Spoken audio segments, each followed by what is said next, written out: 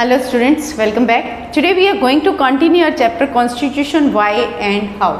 Last lecture में हमने discuss किया था what is constitution and what's its importance, इसकी इंपॉर्टेंस क्या है, व्हाई इट इज नेसेसरी. आज के लेक्चर में हम बात करेंगे मोड ऑफ प्रोमगेशन. प्रोमगेशन का मीनिंग होता है ग्रोथ करना, कि किस तरीके से जो कॉन्स्टिट्यूशन है वो बनता है, right. So before starting the lecture I just want to say कि if you are really getting the benefit from these lectures तो इस तो वीडियो को लाइक, शेयर और सब्सक्राइब करना मत भूलिएगा. So what's a mode of प्रोमगेशन?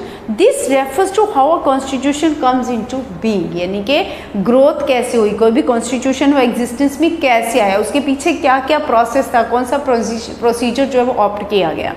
Who crafted the constitution? इस कॉन्स्टिट्यूशन को बनाने वाले, क्राफ्ट करने वाले लोग कौन थे, किसकी रिस्पॉन्सिबिलिटी थी उसको क्राफ्ट करने की, and how much authority they have, और जो लोग कॉन्स्टिट्यूशन बनाने वाले थे उनके पास अथॉरिटी कितनी थी, उनके हाथ में कितनी पावर थी. इन मेनी कंट्रीज और मोस्टली कंट्रीज में क्या होता है, कॉन्स्टिट्यूशन रिमेन डिफंक्ट. डिफंक्ट का मतलब बेकार पड़े रहना, वो that is no longer in use. आज का लंबे समय तक उसका यूज होता ही नहीं है. इसका रीजन क्या है? क्योंकि they are crafted by military leader और leader who are not popular and do not have the ability to carry the people with them.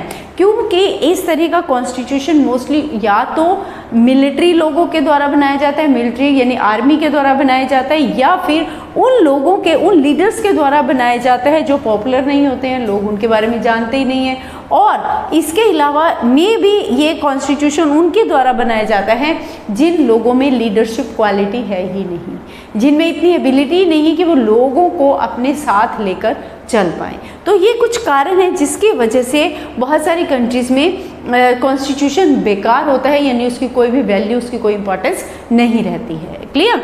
Then the most successful constitution, सबसे ज़्यादा सक्सेसफुल कॉन्स्टिट्यूशन वर्ल्ड में कौन से हैं? Like India, South Africa, United States, ये example हैं most successful constitution in the world, right. जो जब बने और आज भी इनकी उतनी ही इंपॉर्टेंस है जितनी कि जब ये बने थे तब इनकी इंपॉर्टेंस थी.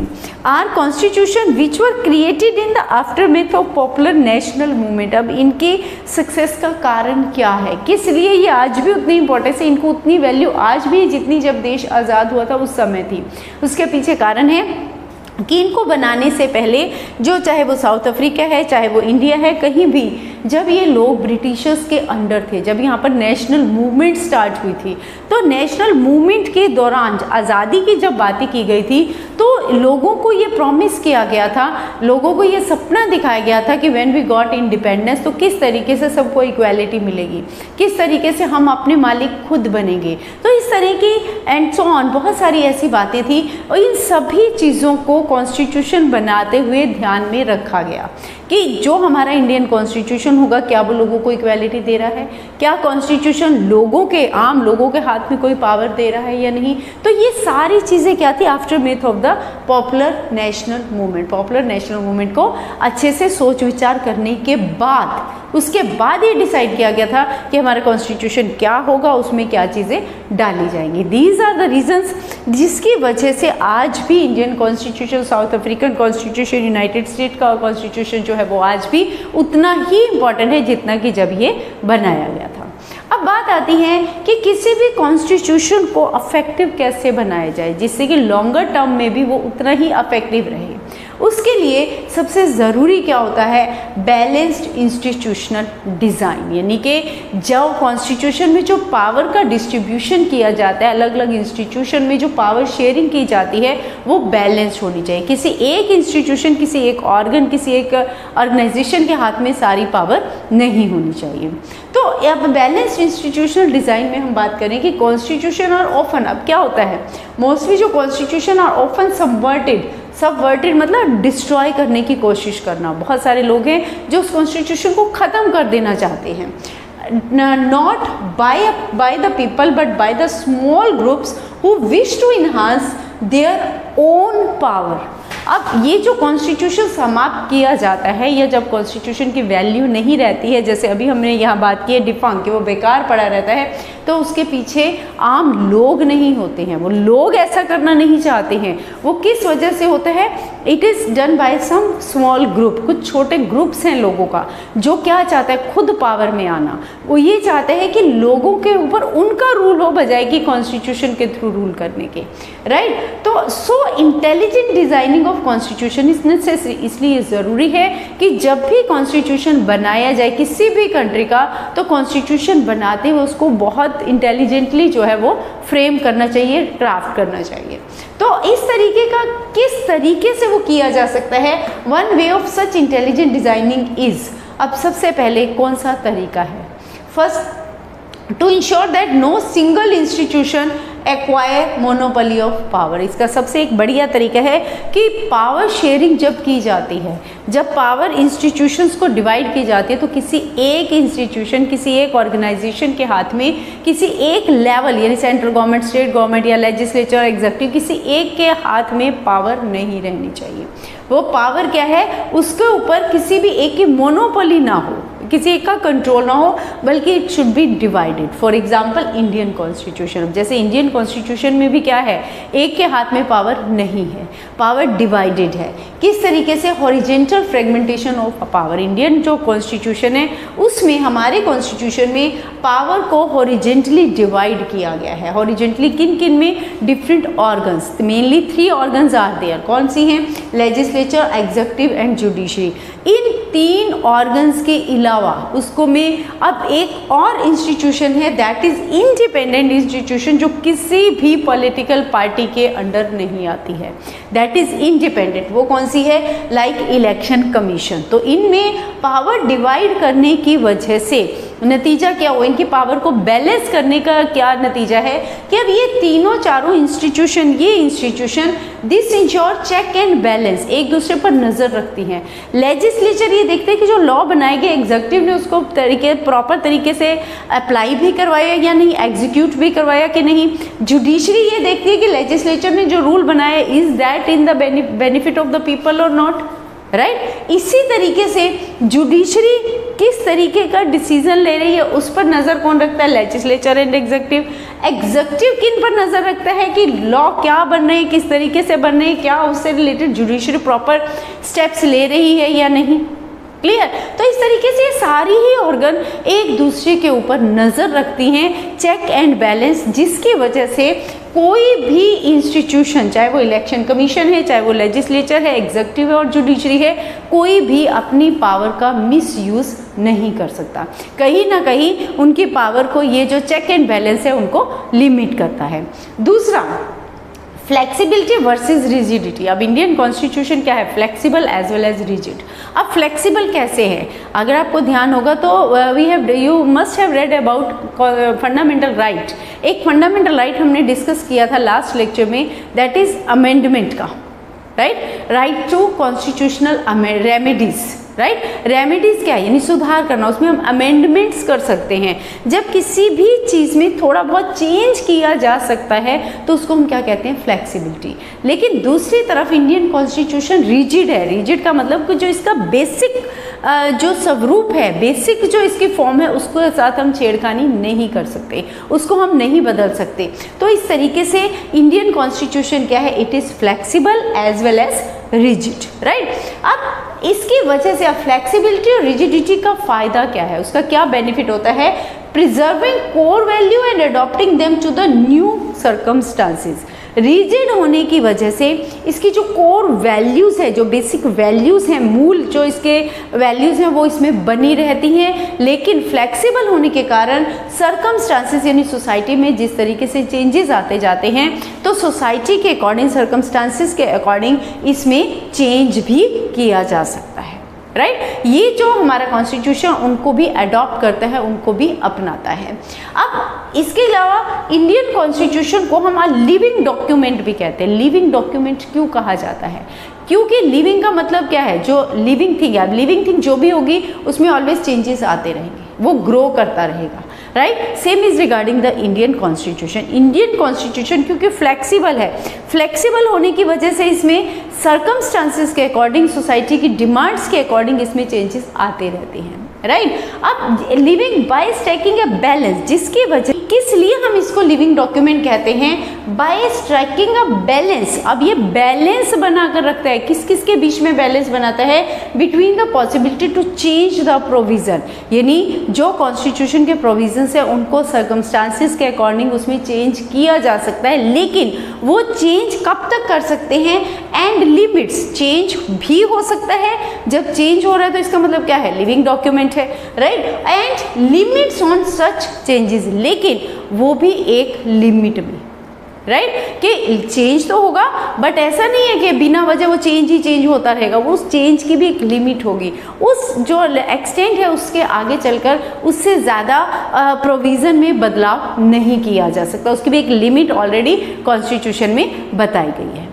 क्लियर। तो ये सारा हमने किसके बारे में डिस्कस किया कि किसी भी कॉन्स्टिट्यूशन को लंबे समय तक अफेक्टिव बनाने के लिए हमने एग्जांपल लिया इंडियन कॉन्स्टिट्यूशन का, कि हमने यहाँ डिस्कस किया था कि Indian constitution, south African constitution, United state constitution जो है ये लंबे समय तक चल रहे हैं और सबसे ज़्यादा अफेक्टिव कॉन्स्टिट्यूशंस हैं। तो उसके पीछे कारण क्या है, उसी कारण में हमने एक कारण ये डिस्कस किया है, that is balanced institutional design, क्योंकि हमारे कॉन्स्टिट्यूशन में अलग अलग इंस्टीट्यूशन के बीच में जो है एक बैलेंस, पावर का एक बैलेंस बनाकर रखा गया है, जिससे एक इंस्टीट्यूशन दूसरे इंस्टीट्यूशन पर नजर रख सकती है और उसका नतीजा क्या होता है, कोई भी इंस्टीट्यूशन अपनी पावर का मिसयूज नहीं करती। क्लियर। अब नेक्स्ट आता है कि how Indian constitution was made, कि इंडिया का कॉन्स्टिट्यूशन कैसे बना। The Indian Constitution was made by Constituent Assembly. One more thing I want to say कि ये जो पोर्शन अब हम डिस्कस करने जा रहे हैं इसमें each and every line is your 1 mark question. So be careful regarding that. First of all, who made the Constitution? Constitution was made by the Constituent Assembly. अब Constituent Assembly क्या है? Constituent Assembly है group of people. कौन से group of people? Who have the responsibility to draft the Constitution. Right, who had the responsibility to draft the constitution, जिनके ऊपर किस चीज़ की रिस्पॉन्सिबिलिटी थी, कॉन्स्टिट्यूशन की ड्राफ्टिंग की। तो वो जो ग्रुप ऑफ मेंबर्स हैं उनको क्या बोला जाता है, they are known as constituent assembly. It held its first sitting on 9 December 1946। अब जितने भी कॉन्स्टिट्यूएंट असेंबली के मेंबर्स थे फर्स्ट टाइम कहाँ पर कब मिले थे, 9 दिसंबर 1946 को, एंड अगेन दे रीअसेंबल्ड, दोबारा फिर से कब वो मिले, to come together again on 14 August 1947 by the elected members of provisional legislative assemblies through an election। अब ये जो members थे इनको select किसने किया था, जो constituent assembly के members थे इनकी selection कैसी हुई थी, इन्हें select किया गया था through the provisional legislative assembly। अब ये provisional legislative assembly ने इनको जब इनकी selection की थी तो वो भी कैसे हुई थी, through the election। ये जो legislative assembly elect हुई थी ये elections के through हुई थी, राइट। अब कॉन्स्टिट्यूएंट असेंबली वॉज कंपोज रफली along the line suggested by cabinet mission. Constituent assembly ने जो कॉन्स्टिट्यूशन बनाया था वो किसके अकॉर्डिंग बनाया था, किस आधार पर बनाया था, कंपोज रफली अलोंग द लाइंस, केवल रफली लाइंस किसके द्वारा बनाए गए, यानी प्लान्स जो किसने दिया था, by the cabinet mission. Cabinet mission ने जो इंडियन कॉन्स्टिट्यूशन में सजेशंस दिए थे, जो प्लान उन्होंने बनाया था कि इंडियन कॉन्स्टिट्यूशन में इन बातों को डालना है, इन चीज़ों का ध्यान रखना है, उन सबको वो जो उनके द्वारा लाइन ड्रॉ की गई थी, जो उनके द्वारा आइडियाज़ दिए गए थे, उसके अकॉर्डिंग कैबिनेट मिशन के अकॉर्डिंग कॉन्स्टिट्यूएंट असेंबली ने कॉन्स्टिट्यूशन को बनाया था। अब क्वेश्चन आता है कि ये कैबिनेट मिशन क्या था। कैबिनेट मिशन 1946 में इंडिया आया था, राइट। इसका मेन टारगेट क्या था कि यहाँ अब ये फाइनल हो चुका था कि Britishers had to leave India. अब इंडिया अगर वो लीव करेंगे तो इंडिया की पावर किसको देंगे, ये डिसाइड किसने करना था, कैबिनेट मिशन ने, राइट। अब कैबिनेट मिशन इंडिया में आया था so just for the transfer of power from British to Indian leaders. अब उसने ये डिसाइड करना था कि इंडियन कौन से ऐसे लीडर्स हैं जिनके हाथ में इंडिया की पावर को सौंपा जाए, इंडिया की पावर को दिया जाए। अब ये वो किस लिए करना चाहते थे? With the aim of preserving India's unity, India की यूनिटी को बनाए रखने के लिए, ताकि आज़ादी के बाद भी इंडिया की यूनिटी बनी रहे। क्लियर? अब कैबिनेट मिशन ने जो कॉन्स्टिट्यूशन बनाया, कॉन्स्टिट्यूएंट असेंबली ने किसके अकॉर्डिंग बनाया? According to the cabinet mission, जो इन्होंने प्लान दिया था उसके अकॉर्डिंग इन्होंने उसको ड्राफ्ट किया। द कॉन्स्टिट्यूशन वॉज एडॉप्टेड, अब कॉन्स्टिट्यूशन बन के तैयार हो गया, इसको अडॉप्ट कर लिया गया। कब इसको अडॉप्ट किया? On 26 November 1949 and came into force on 26 जनवरी 1950। अब यहाँ पर स्टूडेंट्स अक्सर गलती कर देते हैं। अगर आपका क्वेश्चन आता है व्हेन इट वाज अडॉप्टेड, तो आपका आंसर क्या आएगा? 26 नवंबर 1949। But if the question come when it came into force, यानी ये लागू कब हुआ था? बन के तो तैयार हो गया, हमने इसको अडॉप्ट भी कर लिया 26 नवंबर 1949 को, लेकिन लागू कब हुआ, ये फोर्स में कब आया? इन फोर्स ऑन 26 जनवरी 1950 को। Both are the separate question, so be careful, read the question carefully then write the answer. कि उन्होंने क्या पूछा है आपसे? अडॉप्टेड पूछा है या केम इनटू फोर्स पूछा है? क्लियर? ओके, अब कॉन्स्टिट्यूशन बन गया, तैयार हो गया, लेकिन ये जो कॉन्स्टिट्यूएंट असेंबली थी इसने कितना समय लगाया कॉन्स्टिट्यूशन को बनाने में? Again it's your 1 mark question. The assembly took 2 years 11 month 18 days to frame the constitution. पूरा कॉन्स्टिट्यूशन बनने में अप्रॉक्सीमेटली 3 years लगे। कई जगह पर अगर आप पढ़ेंगे how much time constitution took to frame, तो इसमें आपको बहुत सारी जगह पर आंसर लिखा हुआ मिलेगा अप्रॉक्सीमेटली 3 years। अब अप्रॉक्सीमेटली क्यों बोला जाता है? क्योंकि टोटल समय क्या था? 2 year 11 month 18 days। अब 11 month एंड 18 days को अगर हम राउंड फिगर में गिनते हैं तो that is equivalent to 1 year, right? तो इसीलिए क्या बोला जाता है? 3 years the constituent assembly to complete the constitution. अब doctor B.R. Ambedkar was the chairman of drafting committee and doctor Rajendra Prasad was the chairman of the constituent assembly. Again here बच्चों को बहुत बार कन्फ्यूजन होता है, फिर से वो आंसर गलत लिख देते हैं। अगर क्वेश्चन में कुछ भी आ जाए पेपर में ना, तो बच्चों के माइंड में मोस्टली एक ही नाम रहता है, B.R. अम्बेडकर। वो क्वेश्चन ध्यान से पढ़ते ही नहीं है कि उसमें क्या पूछा गया है। ड्राफ्टिंग कमेटी का चेयरमैन पूछा गया है या कॉन्स्टिट्यूएंट असेंबली का चेयरमैन पूछा गया है। तो you have to be careful. अगर क्वेश्चन आता है who was the chairman of drafting committee, तो आपने क्या लिखना है? B.R. अम्बेडकर। हर जगह B.R. अम्बेडकर का नाम नहीं आएगा, राइट? और अगर क्वेश्चन आता है who was the chairman of constituent assembly, तो किसका नाम आएगा? डॉक्टर राजेंद्र प्रसाद, राइट? तो ये सारा हमारा किसके बारे में था? Regarding the Indian constitution. कैसे बना, किस तरीके से इसको बनाया गया, कितना समय लिया, कौन चेयरपर्सन था, कौन नहीं, राइट? अब इसके बाद जो this was regarding the today's lecture. In tomorrow next lecture we will discuss regarding the provision adopted in our constitution. कि हमारे कॉन्स्टिट्यूशन में जो प्रोविजंस हैं, जैसे फंडामेंटल राइट्स है, right to constitutional right to constitutional amendment है, तो ये सारे जो प्रोविजंस हैं ये कहाँ से इंडियन कॉन्स्टिट्यूशन में डाले गए हैं, किस किस कंट्री से के कॉन्स्टिट्यूशन से क्या क्या चीज़ उठाई गई है, that we will discuss in our next lecture. Hopefully this is clear to you. Don't forget to like, share and subscribe. Thank you.